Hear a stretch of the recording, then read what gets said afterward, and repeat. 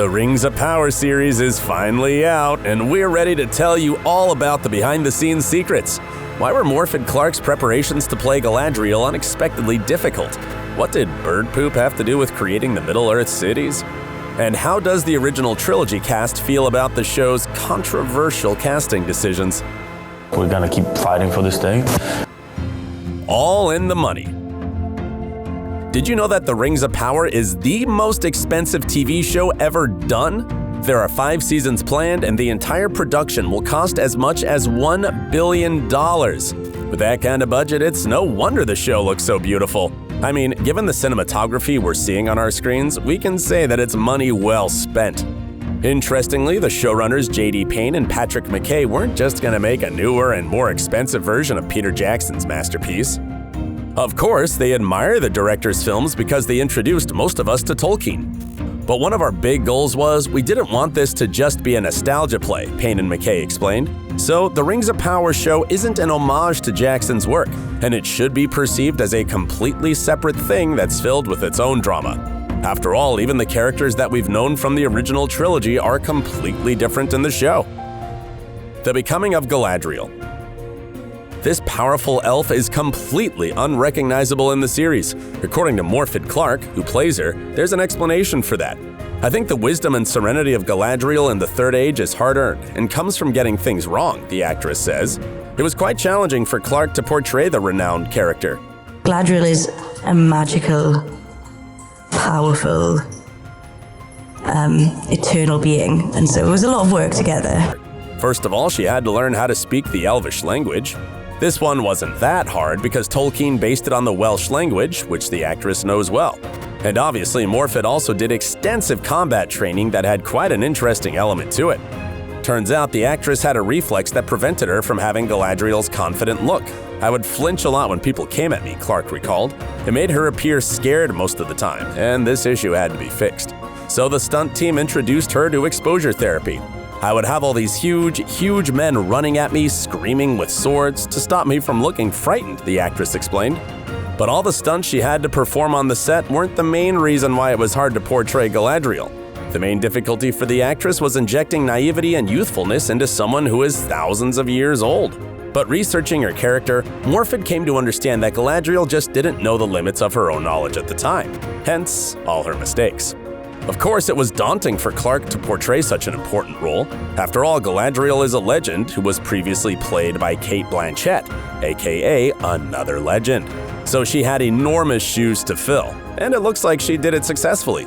Now let's talk about one more character whom we remember from the Lord of the Rings trilogy. From Westeros to Middle-earth. When the cast was asked who knows the most about Middle-earth, their answer was immediate. Rob Aramayo. Rob Aramayo. This actor was on top of the moon when he got the role in The Rings of Power. It was a dream come true for him to become part of this world, let alone portray such an important character as Elrond. I feel very honored to be playing him, just to be here and talking about him, Aramayo shared. One of the challenges the actor faced while portraying the elf was getting his body language and style of talking right. After all, Elrond is quite a complicated character. Half elf, half human, an orphan with a great future ahead of him. One doesn't portray something like that easily, but from what we've seen so far, Robert's doing a good job. By the way, does his face seem familiar to you? If it does, you've probably seen him in Game of Thrones. That's right, the guy managed to get into 2 of the most popular fantasy series of recent years. He played young Ned Stark in 4 episodes during the flashbacks that revealed Jon Snow's origin. Aramayo says that, although both shows are fantasy, they're very different, and the job he did on them was also very different. But he definitely enjoyed being on both of them. After all, the cast and crew put so much effort into bringing Tolkien's universe to life. Visit our awesome merch shop. We have branded t-shirts, hoodies, eco bags, and even phone cases. You can choose between dozens of unique and awesome designs. Click the link under the video and find your perfect match. The enormous budget of the show was put to good use when the crew created the sets for multiple cities in Middle-earth.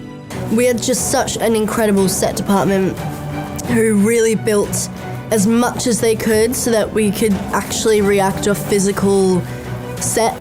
They even had a specific crew member whose job it was to apply bird poop to statues and buildings around Numenor.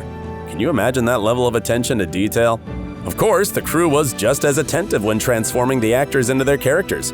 Creating orcs took a lot of work because it was mostly practical makeup and prosthetics. And then also great when you're on break and you're like seeing an orc drinking a smoothie or trying to eat a sandwich.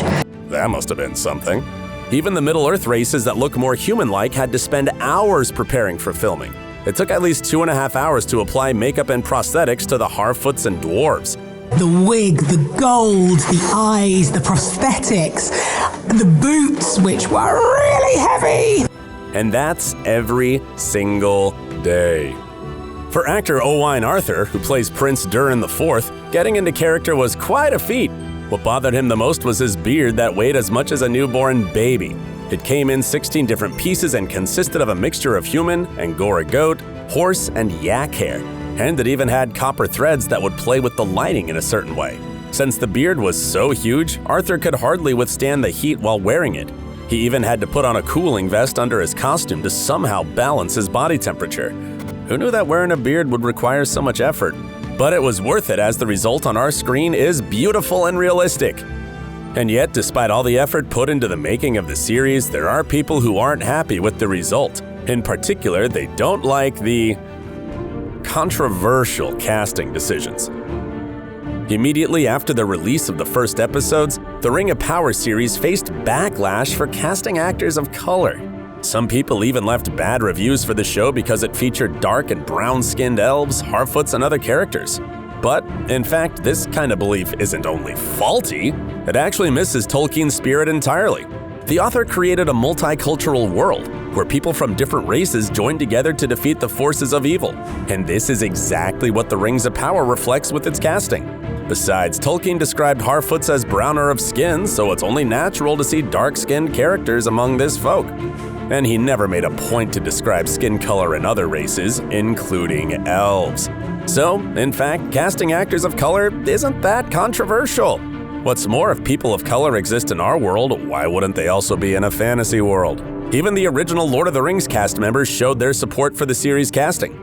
Elijah Wood, along with his former co-stars Dominique Monaghan and Billy Boyd, posted a photo on social media. All of them were wearing t-shirts with prints of ears of the different Middle-earth races in varying skin tones. And they also featured the phrase, "You are all welcome here," written in Elvish. Sean Astin made a similar tweet wearing a hat with the same print. So if the core cast of the original trilogy won't tolerate racism and hatred toward the new generation of Tolkien actors, why would anyone else do it? Needless to say, the Rings of Power cast also stood up to protect those members who faced the backlash. "We refuse to ignore it or tolerate it," they shared in a joint statement. It's no wonder that they supported each other like that, since they went through so much during filming. Becoming a family. The series was filmed during the global pandemic. There was a point when it was the only show that was shooting in the world. As we all remember, many others were either paused or canceled. But these guys were able to continue working. Some of the actors even say that this whole situation fueled their performances. But of course, it wasn't easy for them. For 2 years, the cast was isolated from the entire world. They couldn't leave for a vacation to see their families, and their loved ones also couldn't come to visit them. During this time, they only had each other to lean on, and it helped them become incredibly close. Nazanin Banyadi, who plays human healer Bronwyn, said that spending so much time together was a bonding experience like no other. We did lots of swimming in the sea, which was amazing. We did quite a lot of traveling around New Zealand. And for all of them, The Rings of Power was more than just a show. It became their love letter to all the fans and everyone else in the world who had to stay indoors. We're yet to see how all of them will interact on our screens and how the series will end. Support OSSA by sending us super thanks. Just click on the thanks button under the video and choose an amount to donate. Stay awesome, and remember, we value each one of you. But so far, what do you think about the new show? Will it manage to hold a candle to Peter Jackson's majestic trilogy? Share your thoughts in the comments below, and stay awesome.